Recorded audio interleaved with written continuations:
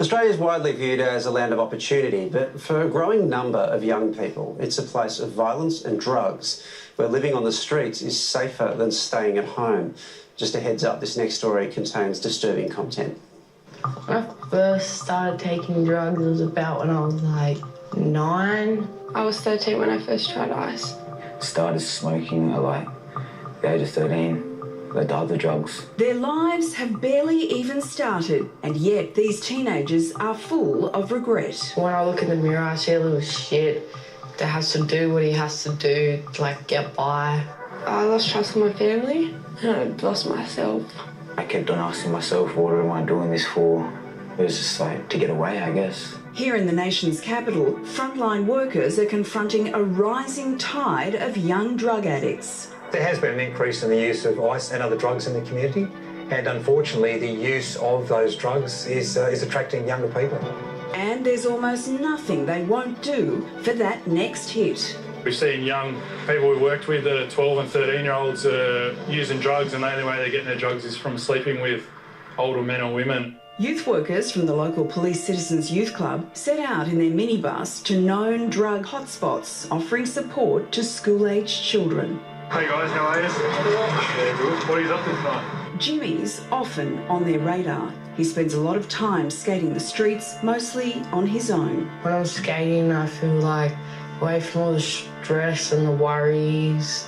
I think about like my family and what I should have done instead of what I've done and what I can do to make it better. Jimmy's just 13 and has experienced things that no one, let alone a child, ever should. My home life's some shit because there's police, violence, drugs, alcohol. My dad, I haven't seen him since I was like 6 because he's really violent, and he's got like assault charges against my mum, me, my nan and my sister. Home isn't a place Jimmy chooses to stay often. Every few days I sleep at like mates' houses, or sometimes I sleep on the street maybe 10 times a month.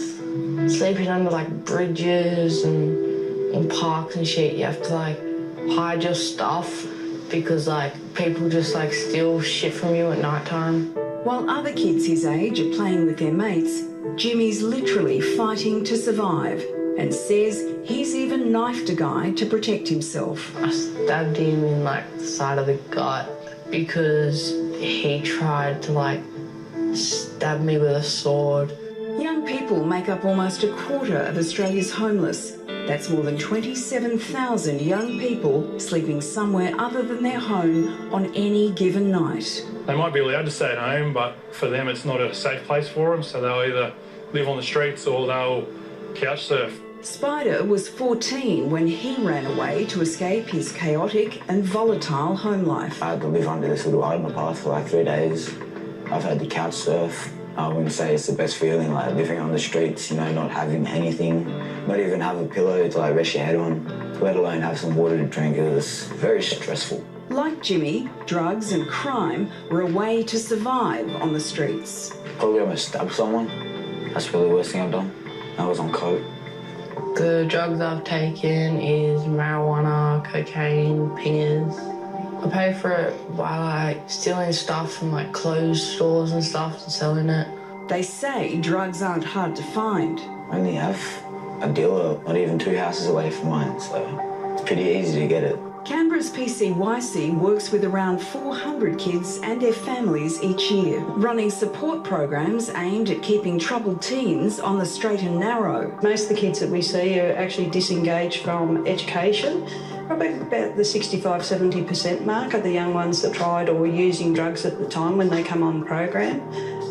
That varies from marijuana right through to our worst nightmare at the moment, which is the ice. 16-year-old Hayley was addicted to the drug ice when she first walked through the PCYC's doors a few years ago. Ice, it makes you forget, makes you worry about other things. You don't think as much when you're on ice about the bad things. Hayley fell in with the wrong crowd when she was 13 and says a serious crash in a stolen car was the wake-up call she needed to get clean. Car rolled and I got ejected out of the back window and I broke my spine and my neck. Hayley is one of the PCYC's success stories. She's studying and has been drug-free for more than a year. Yeah, they were a big support for me, big time. They got me back to school. We've had, with our main programs, an 80% success rate of turning these kids' lives around.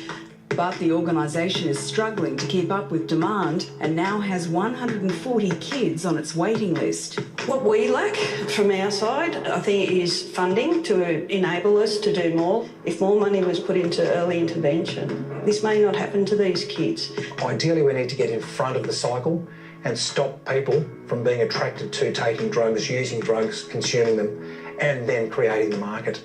We need to work with education, health, government, etc.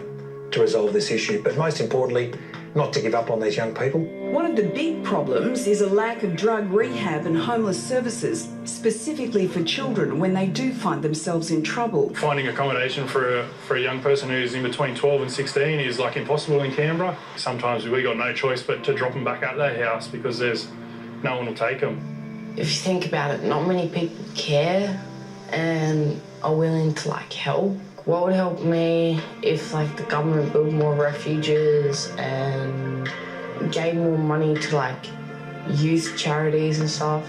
It's something the PCYC is working on. Cheryl O'Donnell wants to turn this derelict old PCYC building into a children's refuge with crisis accommodation and a social enterprise cafe where kids can learn a trade. But it's a slow and expensive process.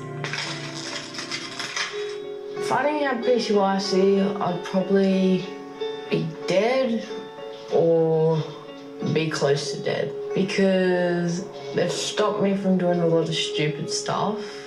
Still probably be under the underpass, to be honest. Probably wouldn't be on crack if it wasn't for PCYC. We won't stop. That's it. We just have the biggest passion to help these kids. And it's this passion and compassion that gives these kids hope at a time in their lives when they've had little. I dream of getting a car, a house. I dream of a lot of things, to be wealthy, rich, successful, famous. I see my future as me having kids and being happy with my life, getting my own house and getting my own car and having my own business one day. Every young person that's going through this needs someone there for them, but they also need to believe in themselves.